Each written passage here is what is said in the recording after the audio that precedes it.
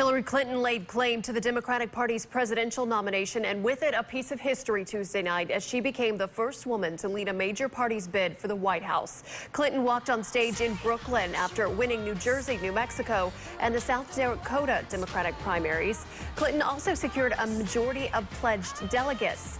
Bernie Sanders won in North Dakota and Montana. Votes still being counted in California. And as of this morning, Clinton's leading. During a late-night rally, Sanders vowed to stay in the race. We will not allow Donald Trump to become president of the United States. On the GOP side, presumptive Republican nominee Donald Trump had a clean sweep while facing criticism over racist remarks. After a long and hard-fought campaign primary season of 2016 winding down, WSLS 10's John Carlin and political analyst Ed Lynch break down what the results mean moving forward. WSLS 10 political. My pleasure. You can find all the results on our website, WSLS.com. We'll also have a closer look at the results coming up at 5:47. Well, summer break is here for high school and college students, and now many of those teens are looking for a quick way to make some money. That's something scammers are taking advantage of. WSLS 10's Aaron Brookshire talked with the Better Business Bureau and joins us live with advice to avoid these scams. Yeah, looking for jobs and applying online has become a common thing, but that's Jenna. New overnight, Roanoke City police say there is an ongoing investigation after they were called to the 3600 block of Ventnor Road Southeast for reports of people arguing.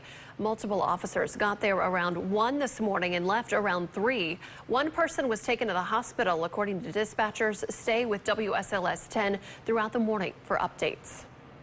Developing this morning out of Georgia, the South Carolina Air National Guard says 2 F-16 fighter jets crashed above a military operating area. This is a photo of what those fighter jets look like. The Guard says both pilots of the single-seat aircraft ejected safely. It happened while performing routine night flying operations near Jefferson County. The U.S. Air Force is investigating. Stay with us on air and online for updates. At least 5 bicyclists have died after being hit by a pickup truck north of Kalamazoo, Michigan. At least 9 people were involved in the collision Tuesday night.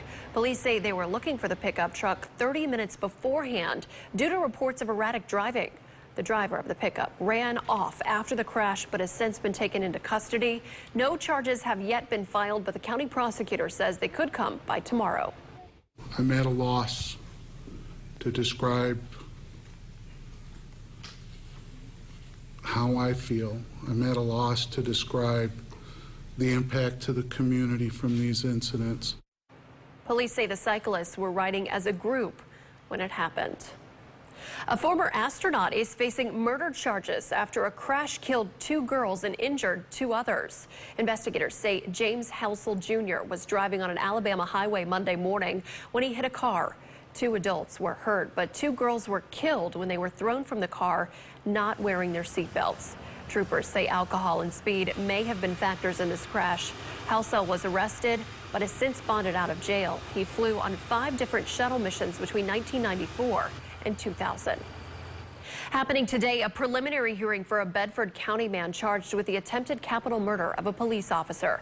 Investigators say George Chasson shot at a state trooper during a chase in January after a woman called 911, saying her husband was armed and threatening to go on a rampage. No one was hurt. A Bedford County judge previously granted a motion for a competency evaluation. A man who falsely testified to a grand jury is convicted of perjury but will not spend any time in jail. Campbell County is trying to put pressure on the state and federal government to allow it to oppose a federal bathroom mandate. The board does not agree with the presidential directive issued last month, asking states to allow transgender students to use the bathroom of their choice. WSLS 10's Rob Manch has details from Campbell County. Supervisor Eric Zaire says